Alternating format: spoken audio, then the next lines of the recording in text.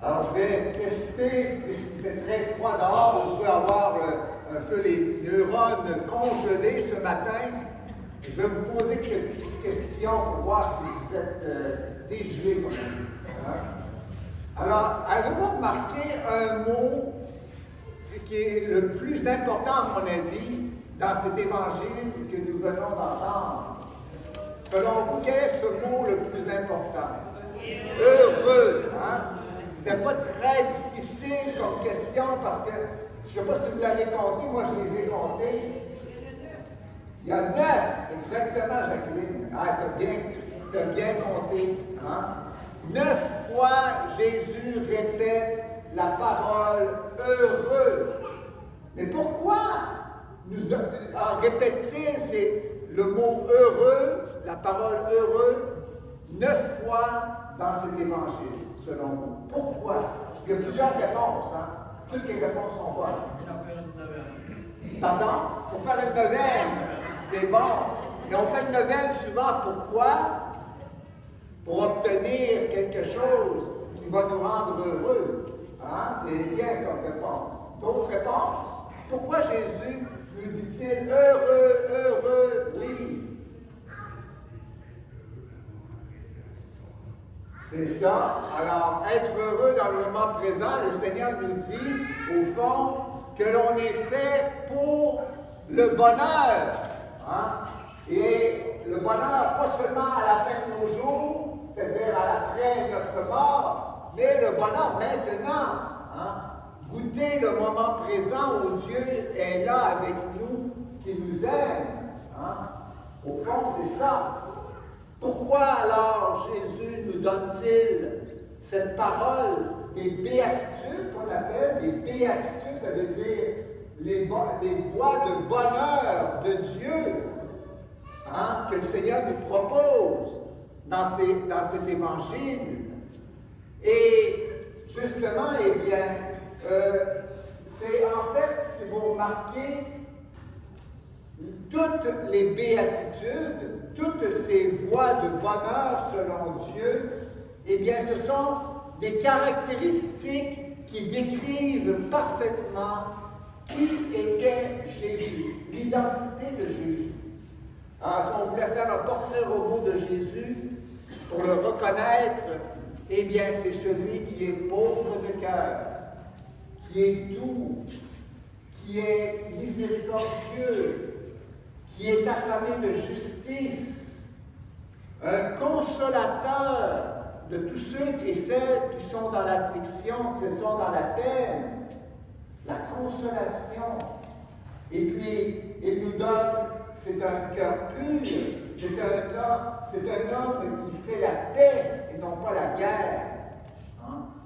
Et alors, bien, toutes ces béatitudes, souvent, s'opposent totalement avec les voies de bonheur que l'humanité cherche.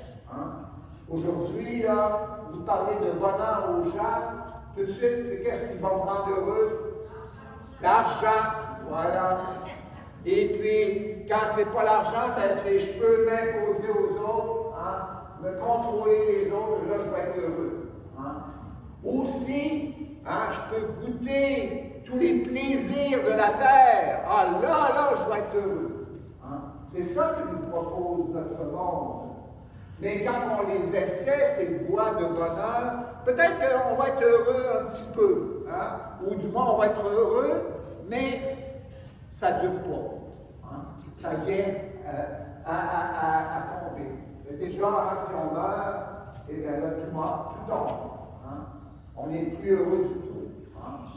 Alors, vraiment, mais comment on peut comprendre ça, là, ce que Jésus nous dit aujourd'hui, là? Hein? Tu vas être heureux si tu es pauvre de cœur. Heureux êtes-vous quand vous serez persécutés, qu'on dira tout du mal faussement de vous. C'est vraiment quelque chose de difficile à comprendre. Comment on peut être heureux? Hein? Et alors, bien, c'est justement pour comprendre ces béatitudes, eh bien, il faut avoir un cœur de pauvre. Il faut recevoir l'amour de Dieu. C'est parce que seulement un homme qui a un cœur de pauvre peut accueillir véritablement l'amour de Dieu qui nous rend heureux, parce que c'est l'amour de Dieu qui vraiment est à la source de notre bonheur. Et alors, bien justement, un pauvre de cœur, qu'est-ce que ça signifie? Quelles sont les caractéristiques qui vont nous montrer qu'un homme est pauvre de cœur, une femme, bien entendu? Hein? Alors, moi je dis que la première des choses qui caractérise le pauvre de cœur, c'est qu'il sait aimer parce qu'il ne cherche pas à prendre possession de l'autre, à contrôler les autres. Hein? Alors ça, c'est une grande qualité de l'homme qui est pauvre de cœur.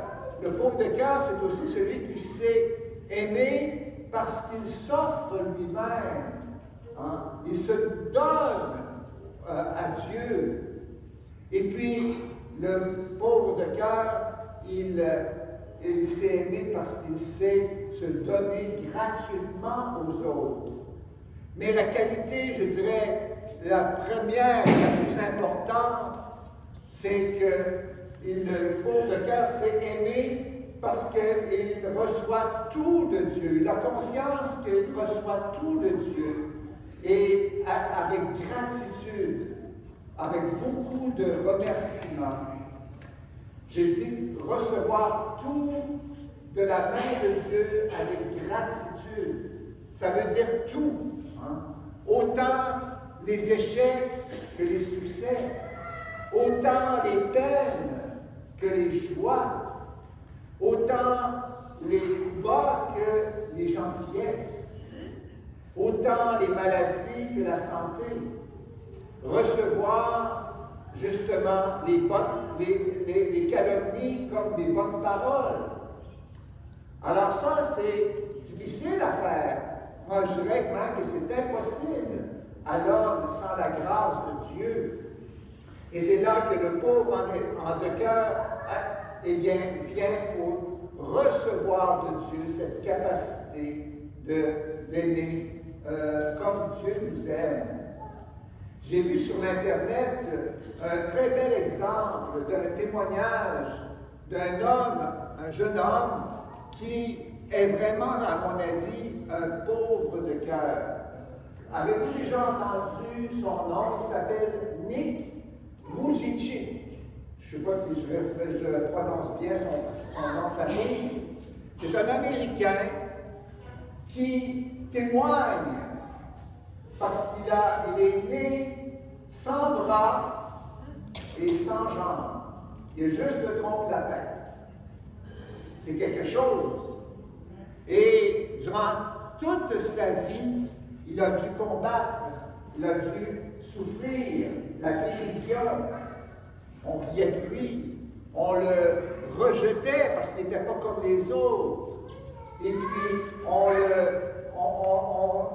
le ridiculisait, on disait que c'était un monstre. Hein? Et alors, ça a été pour lui une grande peine toute sa vie, jusqu'à ce que, eh bien, il accepte son handicap. Il croyait avant que son handicap était quelque chose qui ne lui montrait pas l'amour de Dieu. Il croyait qu'il était rejeté de Dieu à cause de son handicap. Mais le Seigneur Jésus lui a travaillé le cœur et lui a montré qu'au contraire, son handicap, eh bien, c'était le signe de sa présence et de son amour. Et il a découvert justement que, eh bien, sa mission, c'est d'aller dans le monde pour pouvoir proclamer l'amour de Dieu. C'est de savoir, il a justement été capable de savoir qu'il était aimé infiniment tel qu'il est, et non pas pour ce qu'il fait ou pour ce qu'il a. C'est ce message que Jésus veut nous communiquer aujourd'hui à travers ces béatitudes qu'il nous donne. Jésus nous montre le chemin du bonheur parfait qui est le ciel. Il suffit alors pour pouvoir le goûter dès maintenant d'un cœur humble, d'un cœur pauvre, pour accueillir son amour et trouver le bonheur ici et maintenant. Amen. Amen.